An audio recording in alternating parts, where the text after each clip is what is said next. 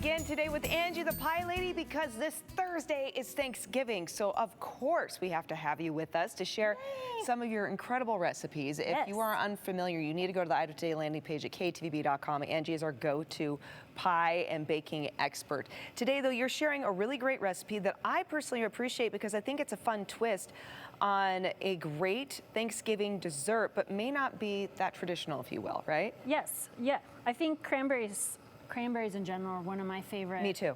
go-tos for Thanksgiving. And I don't think they get enough credit. So I figured let's put it into a pie and see how it goes. Love it. Yeah. Love it. Okay, because I know a lot of us will be having pumpkin pies. Yes. But this is a fun kind of twist, if you will.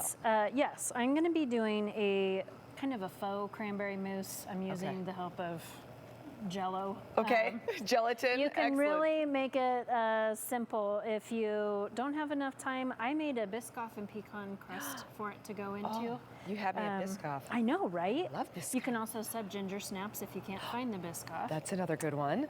But you could do a pre-made graham cracker crust. I wouldn't, but you could.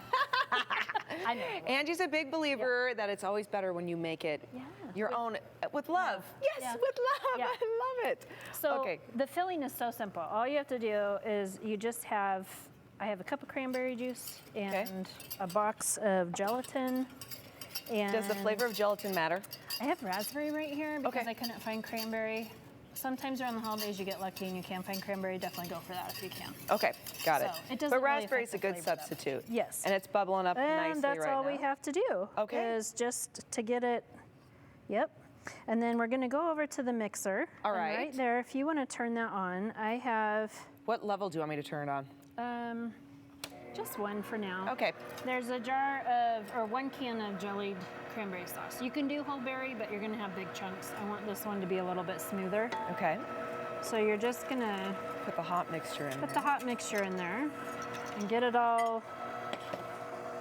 It smells good. That's why I'm leaning in. You're like, what is she doing? It smells nice. Just flip that on a little bit higher. All you have to do is just really incorporate them. Okay. We're gonna stick those in the fridge, but I already have a refrigerated filling. Of course you do. The magic of television, everyone. All right, so then you mix in the hot liquid with the cranberry, and then you refrigerate that for a bit to let it set, and you can do it for 2 or 3 hours. You can just kind of forget it until you're ready to assemble the pie. Okay, that's a great idea. So then I usually take, this is about 3 cups of whipped cream.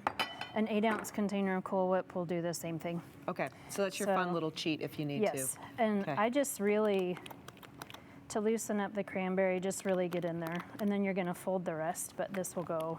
Okay, so one little dollop to kind of mix it, and then you fold after.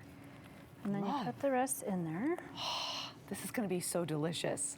A nice cranberry mousse. And to imagine if you are lactose intolerant, or perhaps you avoid dairy products, you could also do this too with a dairy-free Cool Whip. There's options out there which you could fold in. I would definitely use the dairy-free Cool Whip over a dairy-free heavy cream because it won't have the same texture. And this doesn't look, it looks a little runny right now, but after you put it in your pie filling, well, if you want to grab that pie filling right there. I certainly will. And again, this is the Biscoff and pecan crust. And you just set this with what I imagine, a lot of butter? There's butter, cinnamon, a little brown sugar in there, and a little ginger, and then you bake it to really get it firm. So you pre-bake the shell. Yep. And you do this the day before, and you just let it set overnight. Okay. And we stick that in the fridge. Yep. Okay. And lucky you. What? Have another one already. I love this. So this is something that you can all make on Wednesday before Thanksgiving on Thursday. There's a couple of ways you can cheat around it. And then once it sets, you have this delicious looking cranberry mousse pie. Take it over here. Look at that. Oh, and then Angie's gonna decorate it and get it all ready for us to try here in studio. Justin, I know you're behind the camera. Do you want a piece? Oh, okay, he's shaking his head. He's like, yes, of course I do. What are you talking about? So you can dollop this on, pipe it on, whatever. I whipped this a little earlier, so it's a little bit flimsy, but it's still gonna be fine. Okay, and then Angie, we can find this recipe on the Idaho Today landing page at KTVB.com. All right, and are you also going to include the Biscoff pecan pie crust as well? The pie crust is on there, and also the fun little touch that I did is sugared cranberries. I love that. So that's also in the recipe, and you can just put those in however you want. So beautiful. I'm going to let you keep decorating that. Yep, I know you're going to add some plate and some forks. Some mint leaves as well on there. And then everyone, make sure you stick around because we have more to come here on Idaho Today, including how we're going to be highlighting some small local businesses to help you with your holiday shopping too. So keep it here. And again, you can find Angie the Pie Lady's Cranberry Mousse Pie for Thanksgiving on the Idaho Today landing page at KTVB.com.